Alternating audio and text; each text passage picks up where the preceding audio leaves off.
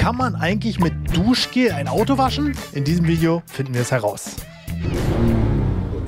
Wir haben hinter mir einen optimalen Kandidaten für unseren kleinen Versuch. Mini Countryman, relativ neues Auto, dadurch noch sehr gepflegt, aber durch den Schnee der letzten Wochen, der jetzt getaut ist, einfach typisch winterschmutzig, weil wenn es schneit und Minusgrade sind, können die meisten nicht waschen, weil sie meistens zu Hause waschen oder in der Waschbox. Geht bei minus 10 Grad relativ schwer und jetzt ist das alles getaut und hängt überall am Auto. Deswegen haben wir einen guten Zustand, sowohl an den Felgen als auch am Lack, um mal zu gucken, was unser Duschgel so machen kann.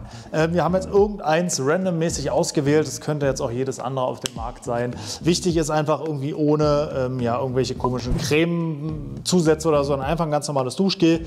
In dem Fall ja Isana, Limette, Basilikum, riecht wahrscheinlich auch ganz gut beim Waschen. Und wir wollen mal gucken, wie weit wir damit kommen. Ich werde das Auto aufteilen. Ich werde die Hälfte mit ganz normalem Autoshampoo einschäumen, als Vorreiniger abkerchern, mit Autoshampoo waschen und die andere Hälfte mit Menschenshampoo, mit Duschgel einschäumen, als Vorreiniger abkerchern und mit Menschenshampoo im Eimer waschen. Als Profi-Aufbereiter habe ich natürlich eine breite Range an Produkten, auf die ich jetzt zurückgreifen könnte. Deswegen fiel mir die Auswahl nicht ganz leicht. Ich habe mich am Ende für das Sonax Active Foam Energy entschieden, aus mehreren Gründen. Einmal ist das Shampoo, was wir im Alltag am meisten benutzen, weil es wirklich eine gute Reinigungsleistung hat, keine Flecken macht und auch relativ neutral ist. Also ich könnte jetzt auch ein stark alkalisches Shampoo nehmen, was aber Quatsch wäre, weil natürlich einfach eine Reinigungsleistung zwischen einem Produkt, was ich mir auf die Haut schmieren kann, und einem extrem alkalischen Produkt, wobei ich Handschuhe tragen musste, Schutzbrille, vielleicht sogar eine Maske beim Versprühen, ist nicht ganz fair. Deswegen ein relativ neutrales Produkt gegen ein pH-hautneutrales Produkt. Let's go!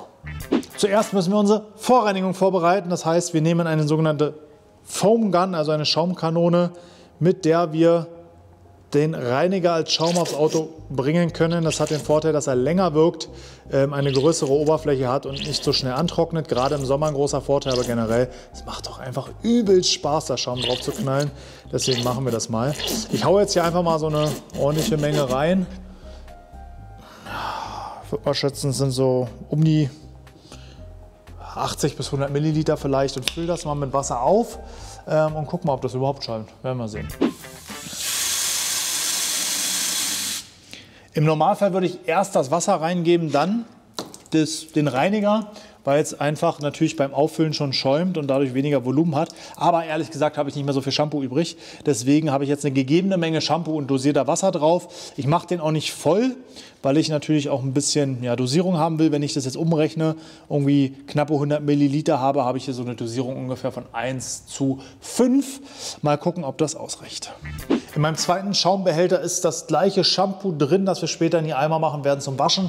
Aus dem Grund, damit der Test irgendwie oder der Versuch halbwegs gerecht ist. Ich könnte jetzt natürlich auch einen extrem starken Vorreiniger nehmen, dann wäre das Ergebnis im Vornherein schon klar. Aber ich nehme pH-neutrales Autoshampoo. In meinem Schaumbehälter ist es in dem Fall pur drin, weil ich es über meinen Kopf, das ist der hier aufgeschraubt wird, der Schäumerkopf, über die Rasteneinstellung dosieren kann, wie er verdünnt. Und wenn ich das hier pur reinmache, dann wähle ich hier die größte Verdünnung, also die möglichst geringste Konzentration des Produktes. Das ist in dem Fall eine Verdünnung von 1:50. Ich werde dafür im Vergleich bei dem vorverdünnten Produkt, also bei dem bei dem Menschenshampoo, bei dem Duschgel, werde ich die geringste Verdünnung nehmen. Das ist in dem Fall 1:7, weil das ja schon mit Wasser 1:5 vorverdünnt ist, sodass wir ungefähr was Ähnliches hinbekommen. Das Problem ist, das Duschgel ist einfach viel zu gelig. Das würde der hier gar nicht raussaugen können. Deswegen müssen wir es vorverdünnen. Unser Autoshampoo ist nicht vorverdünnt, wird aber dann in der Lanze verdünnt. Ich würde sagen, wir starten mit der Vorreinigung, und zwar mit dem Duschgel.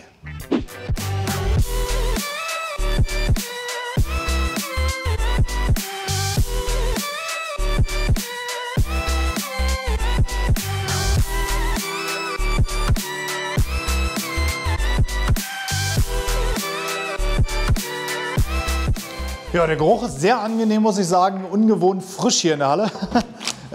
Verbrauch war auch jetzt relativ gering, natürlich nur für ein halbes Auto. Ich habe die höchste Dosierstufe genommen, die ich habe.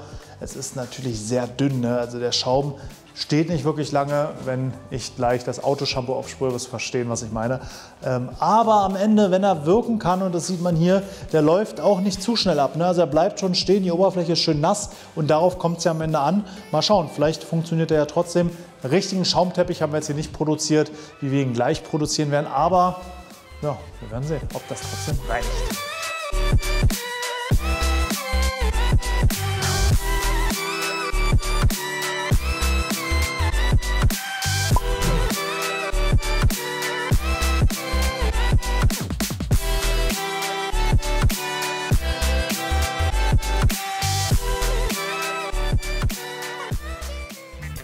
Unterschied ist deutlich sichtbar in der Oberfläche, aber was wir auch beobachten, während auf der Duschgel-Seite alles gleichmäßig benetzt ist und jetzt auch gar nicht mehr groß abläuft, ist auf der Autoshampoo-Seite teilweise schon der Teppich aufgerissen und fast schon wieder trocken, weil einfach der Schaum zu trocken ist.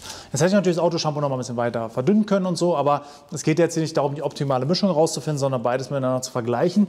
Wir lassen beides jetzt mal so übliche 5 Minuten wirken, spülen es runter und gucken mal, wie es dann aussieht.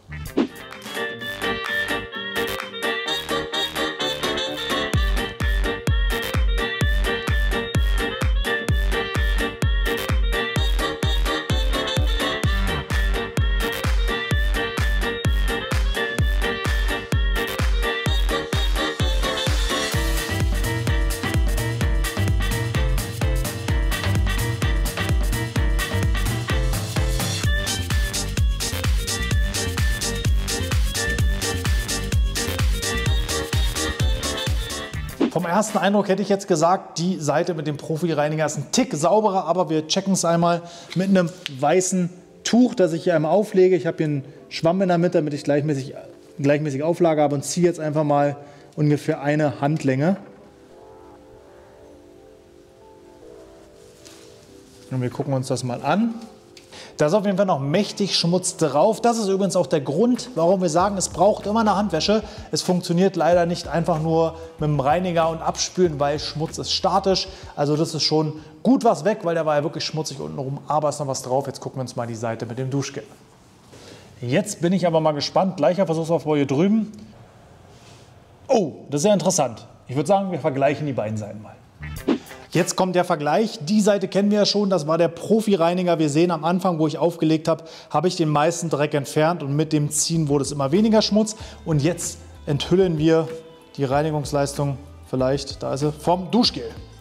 Also im Vergleich sehen wir am Anfang ähnliche Dreckmenge. Auch hier habe ich angefangen aufzulegen und dann gezogen, aber im Verlauf schon noch etwas mehr Schmutz auf der Oberfläche, wobei wir jetzt hier, ja, das ist Korinthenkackerei jetzt hier zu sagen, der war viel besser als der. Also beides eine ähnliche Reinigungsleistung, würde ich noch gar nicht so sehr unterscheiden. Jetzt geht es ans Eingemachte, jetzt legen wir Hand an, die Vorreinigung ist durch, der lose Partikelschmutz ist runter und jetzt sorgen wir dafür, dass dieser statisch haftende Schmutz auf dem Lack auch entfernt wird. Dafür brauchen wir Waschhandschuh, Wasser, Eimer und alles, was wir jetzt noch vorbereiten für die Handwäsche.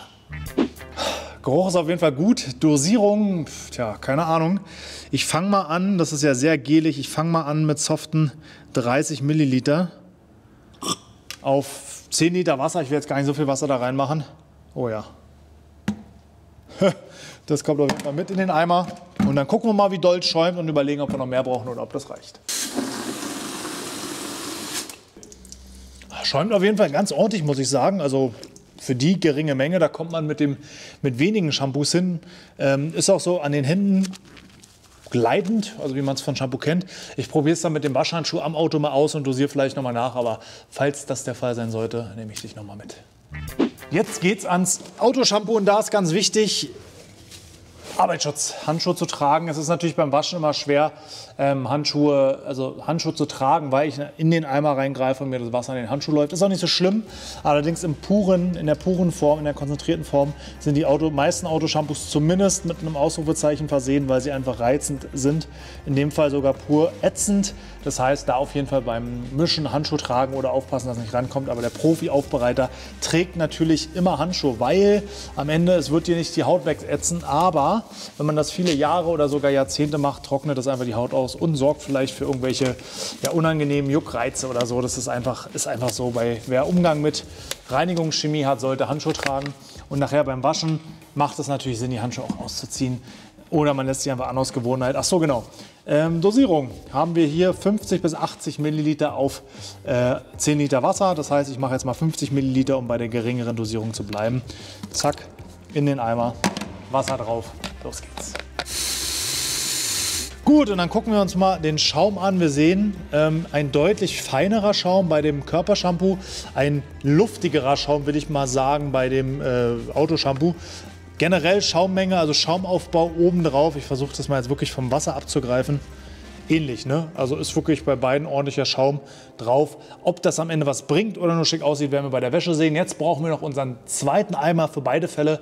Und zwar ein Eimer mit klarem Wasser zum Ausspülen des Handschuhs, damit wir den Dreck nicht immer im Shampoo-Eimer wieder verquirlen und damit auf den Lack bringen, sondern vorher ausspülen, bevor wir frisches Shampoo aus dem Eimer nehmen.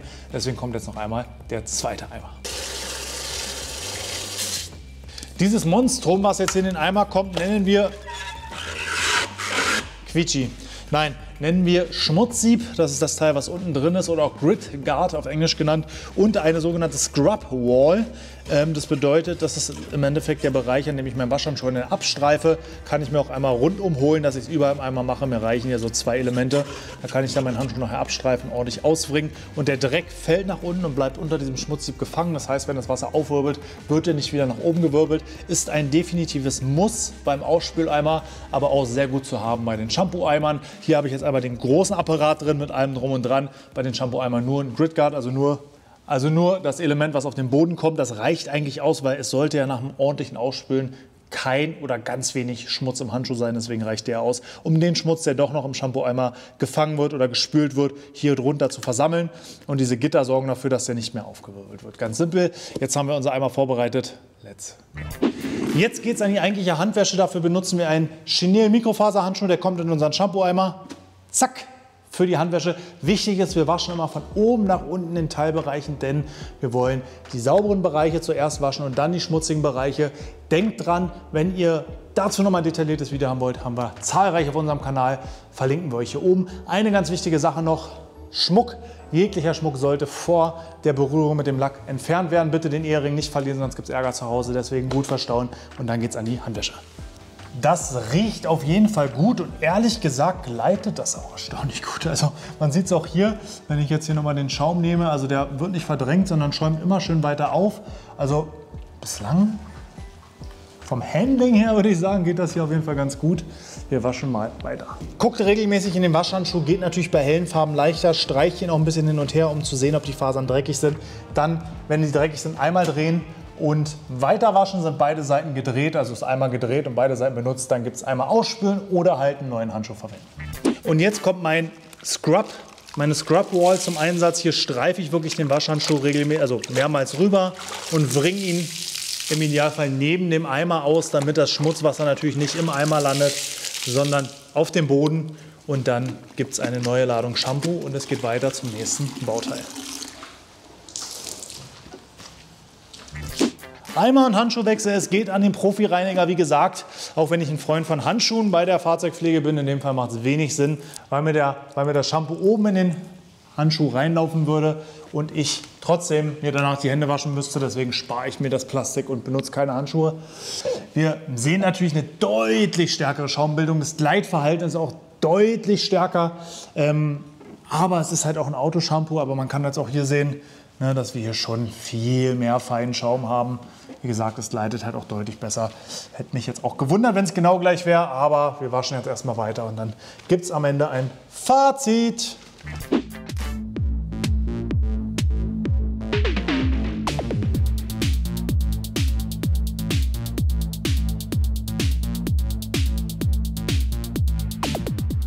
Letzter Schritt der Lackwäsche ist der unterste Schwellerbereich.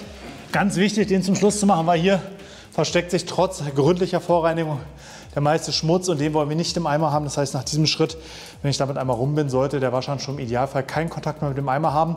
Es sei denn, ich mache damit noch Felgen sauber oder irgendwas noch Schmutzigeres, dann ist das der letzte Schritt. Aber wie gesagt, immer dran denken, von sauber nach schmutzig waschen. Vorletzter Schritt, bevor wir fertig sind, abspülen. Ich nehme dazu am liebsten so einen, wie nennt man das denn, so einen lockeren Wasserschlauch, also hier einen ohne Druck, also kein Hochdruckreiniger, weil der Schaum dadurch leichter runtergespült wird und nicht so in den Ecken landet.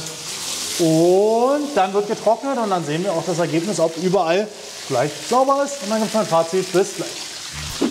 Einer der vielen Vorteile einer Versiegelung, egal ob Wachs- oder Keramikversiegelung, ist neben ganz vielen anderen Vorteilen, dass ich nicht solche Wasserlachen nach dem Waschen habe. Also das Auto kriege ich kaum mit einem Trockentuch, selbst dem besten der Welt, schwierig trocken. Deswegen bediene ich mich jetzt Trick 17, weil ich will jetzt hier keine Versiegelung drauf machen, keine Nassversiegelung. Da gibt es ganz viele Produkte, ich weiß, kennen auch viele von euch, aber darum geht es jetzt hier nicht. Ich nehme mir ein feuchtes, mittellangfloriges Mikrofasertuch und trockne sozusagen einmal vor. Das hat den Vorteil, dass die große Wassermenge von der Oberfläche ist. Das Tuch kann ich immer wieder ausbringen und dann gehe ich mit einem zweiten trockenen Tuch hinterher, einfach um ja, so eine Wasserlache schneller zu trocknen. Ist ein kleiner Trick für alle, die ein unversiegeltes Auto waschen. Ne? Kann ich zwischendurch ausbringen und habe halt nicht 5 nasse Trockentücher am Ende, die ich waschen muss.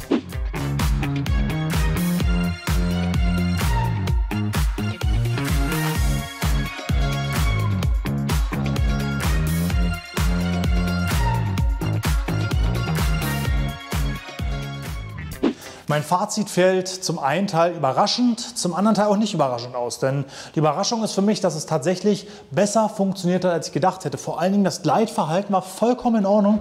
Und ich muss ganz ehrlich sagen, auch bei den Autoshampoos unterscheiden sich Shampoos oder gibt es Shampoos, die besser gleiten, also ja, einen stärkeren Gleiteffekt haben, der Handschuh besser rutscht im Vergleich zu anderen. Das heißt, das ist jetzt nichts, was speziell gegen ein Duschgel spricht. Schaumverhalten auf dem Lack war auch gut, auch wenn in jedem Fall ein Autoshampoo, in dem Fall das konkrete Autoshampoo, auch hier wieder besser geschäumt hat. Das war der überraschende Part für mich. Wenig überraschend war, dass beide Oberflächen sauber sind, weil der Lack war jetzt nicht ewig lange ungepflegt. Wir hatten kein Moos, keine extrem haftenden Insekten, sondern einfach Straßenschmutz, den wir zuerst von allen Partikeln befreit haben durch die Vorwäsche und dann mit der Handwäsche alles andere runtergewaschen haben. Ehrlich gesagt glaube ich hätte den Schmutz auch einfach mit einem nassen Tuch runterwischen können. Von daher, Reinigungsleistung war jetzt nichts, was mich doll überrascht hat, dass wir hier keine Unterschiede gesehen haben. Ich würde sagen, grundlegend kann man mit Duschgel durchaus sein Auto waschen, wenn man gerade nichts anderes da hat. Aber ein interessanter Fakt, den möchte ich gerne noch für dich checken, und zwar, macht es denn vom Preis her Sinn, Duschgel zu verwenden? Das rechnen wir jetzt mal aus. Ich war jetzt mal direkt auf der Seite von Rossmann. Genau das Limette Basilikum war scheinbar ein Sommerduft, gibt jetzt nur noch Lemon and Lime, aber ich denke mal, das wird das ähnliche sein. Kostet für 300 Milliliter 55 Cent aktuell, das heißt, macht einen Literpreis von 1,83 € und da ich ja, wie ihr wisst, immer schlecht in Mathe war, rechne ich mir jetzt mal die 55 Cent geteilt durch 3, weil ich habe ungefähr 30 Milliliter, ach Quatsch, stimmt, da sind ja dann 100, nochmal geteilt durch 3. Das heißt, ich habe 6, aufgerundet 7 Cent für den Eimer bezahlt. Ich hätte vielleicht noch ein bisschen mehr reinmachen können, hätte es mehr geschäumt, aber wie dem auch sei, also ja, 0,06 €, also 7 Cent, also deutlich unter 10 Cent pro Waschfüllung, das ist schon echt eine starke Ansage.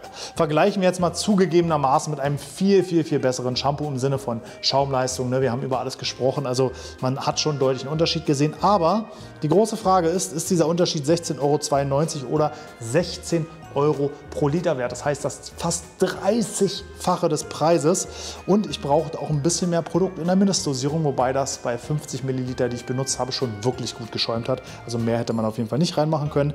Das heißt, wir haben hier 1,62 € pro 100 Milliliter und dadurch einen Preis von ungefähr 80 Cent pro Wascheimer. Ist schon ein massiver Unterschied. Und selbst trotzdem jetzt noch einmal am Rande geguckt, wenn wir ein günstigeres Autoshampoo nehmen, was nur 7,95 € den Liter kostet, also 7,95 € für 2 Liter, 3,98 € für 1 Liter, dann habe ich immer noch einen Eimerpreis von 20 Cent, was immer noch mindestens das Doppelte, sogar fast das Dreifache vom Preis ist. Also man muss natürlich sagen, der Preis ist hier ein Riesenunterschied. Auf der anderen Seite, wenn du jetzt vor der Entscheidung stehst, kaufe ich mir ein Autoshampoo oder gehe ich zu Rossmann und kaufe mir ein Duschgel, dann würde ich sagen, komm, investiere zumindest die 8 € für ein Autoshampoo. Das hält doch sowieso ewig.